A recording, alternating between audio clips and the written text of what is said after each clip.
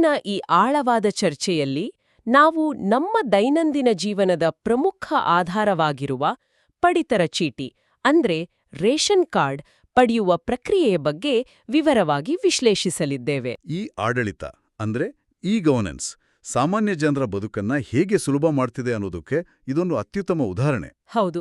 ಹಾಗಾದ್ರೆ ಈ ಪ್ರಕ್ರಿಯೆ ಎಲ್ಲಿಂದ ಶುರುವಾಗುತ್ತೆ ಅನ್ನೋ ಮೂಲಭೂತ ಪ್ರಶ್ನೆಯಿಂದಾನೇ ಆರಂಭ ಮಾಡೋಣ. ಸರಿ. ಮುಂಚೆ ಎಲ್ಲ ರೇಷನ್ ಕಾರ್ಡ್ ಬೇಕು ಅಂದ್ರೆ ತಾಲೂಕು ಕಚೇರಿ ಮುಂದೆ ಬೆಳಗಿನ ಜಾವದಿಂದಲೇ ಕ್ಯೂ ನಿಲ್ಲಬೇಕಿತ್ತು.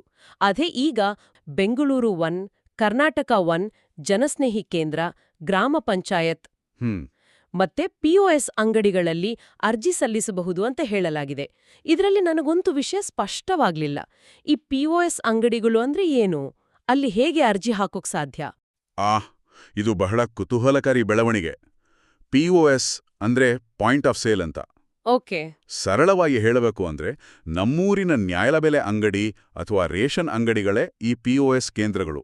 ಜನ ತಮ್ಮೂರಿನ ರೇಷನ್ ಅಂಗಡಿಗೆ ಹೋಗಿಯೇ ಹೊಸ ಕಾರ್ಡ್ಗೆ ಅರ್ಜಿ ಪ್ರಕ್ರಿಯೆನ ಆರಂಭ ಮಾಡಬಹುದು. ಇದು ನಿಜಕ್ಕೂ ಅದ್ಭುತ. ಅಂದ್ರೆ ಜನ ತಮ್ಮೂರ್ ಬಿಟ್ಟು ತಾಲೂಕು ಕೇಂದ್ರಕ್ಕೆ ಅಲಿಯೋ ಮೊದಲ ದೊಡ್ಡ ಅಡೆತಡೆ ಅಲ್ಲಿಗೆ ನಿವಾರಣೆ ಆಯ್ತು. ಖಂಡಿತ. ಸರಿ, ಈಗ ಅರ್ಜಿ ಸಲ್ಲಿಸೋಕ್ ಹೋದಾಗ ನಮ್ಮ ಕೈಯಲ್ಲಿ ಏನೇನಿರ್ಬೇಕು? ಹೊಸ ಪಡಿತರ ಚೀಟಿಗೆ ಕೇವಲ ಆಧಾರ್ ಕಾರ್ಡ್ ಇದ್ರೆ ಸಾಕು. ಒಂದು ನಿಮಿಷ, ಕೇವಲ ಆಧಾರ್ ಮಾತ್ರನಾ? ಬೇರೆ ಯಾವ ಕಾಗದ ಪತ್ರಗಳು ಬೇಡ್ವಾ? ಬೇರೆ ಯಾವ ದಾಖಲೆಯ ಅಗತ್ಯವೂ ಇಲ್ಲ. ಆಧಾರ್ ಒಂದೇ ಸಾಕು. ಅರ್ಜಿದಾರರು ತಮ್ಮ ಆಧಾರ್ ನಂಬರ್ ಕೊಟ್ಟ ತಕ್ಷಣ ಆ ವ್ಯವಸ್ಥೆ ಫೋಟೋ, ವಯಸ್ಸು, ವಿಳಾಸ ಎಲ್ಲವನ್ನೂ ಆಧಾರ್ ಡೇಟಾಬೇಸ್ನಿಂದಲೇ ಆಟೋಮ್ಯಾಟಿಕ್ ಆಗಿ ಎಳೆಕೊಳ್ಳುತ್ತೆ. ಆಧಾರ್ ಡೇಟಾಬೇಸ್ ಅನ್ನ ಒಂದು ಮಾಸ್ಟರ್ ಕೀ ತರ ಬಳಸ್ತಿದೆ. ನೀವು ಕೇವಲ ಆಧಾರ್ ನಂಬರ್ ಅಥವಾ ಜೆರಾಕ್ಸ್ ಕಾಪಿ ಕೊಟ್ರೆ ವ್ಯವಸ್ಥೆ ಒಪ್ಪಲ್ಲ.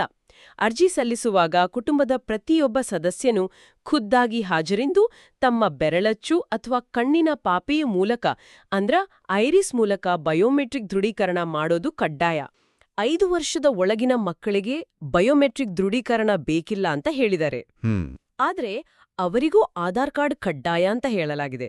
ಅರ್ಜಿ ಸಲ್ಲಿಸುವಾಗ ಸೇವಾ ಕೇಂದ್ರಕ್ಕೆ ಕೇವಲ 50 ರೂಪಾಯಿ ಶುಲ್ಕ ಪಾವತಿಸಬೇಕು. ಹೌದು.